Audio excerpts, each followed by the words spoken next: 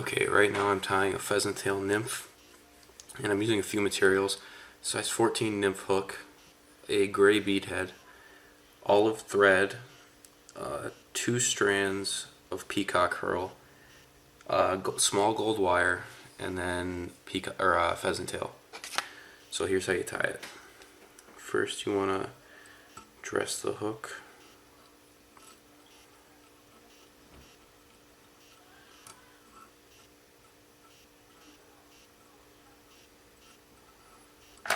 Okay.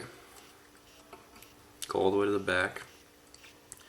And then after that, you work your way back up to the front.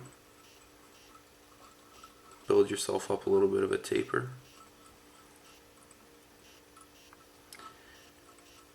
And then you're going to take gold wire, which I have right here, and tie that in. So I like to start from behind the bead head.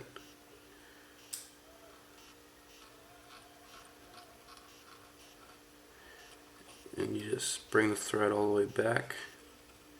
And once you get to the back, you're going to tie in the tail, which is going to be 8 to 10 strands of pheasant tail. Okay, so put that wire to the side, and then I've got my pheasant tail fibers, 8 to 10 of them. You want it to be about a hook shank in length, so right about there.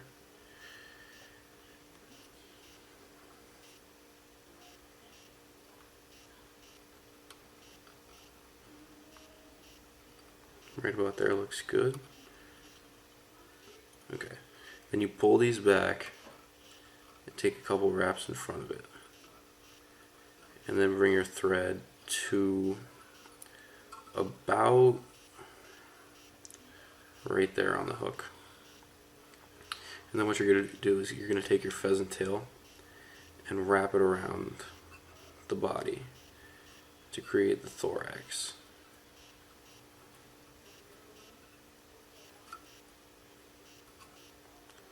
Just like that. Okay, then we're going to tie that down and then trim off the butt ends. Right. And then what you're going to do with your wire is you're going to take it and you're going to counter wrap it. So we're going to go this way with the wire.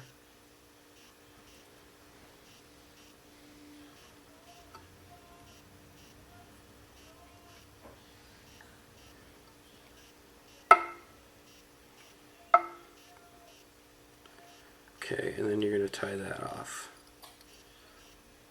And that's your rib.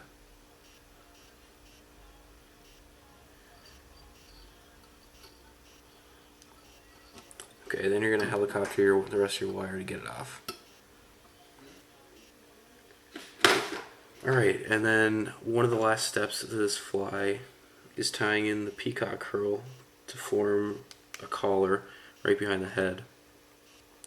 So I'm using 2 little strands, and this part's probably the hardest part of this fly. It's pretty simple, except for this part, because the strands tend to snap on you if you pull them too tight. So I tie those in.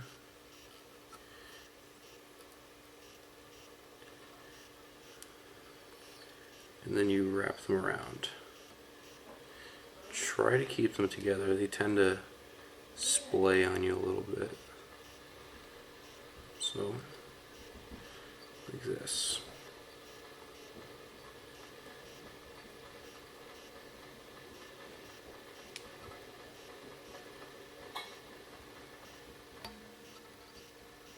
And then trap them.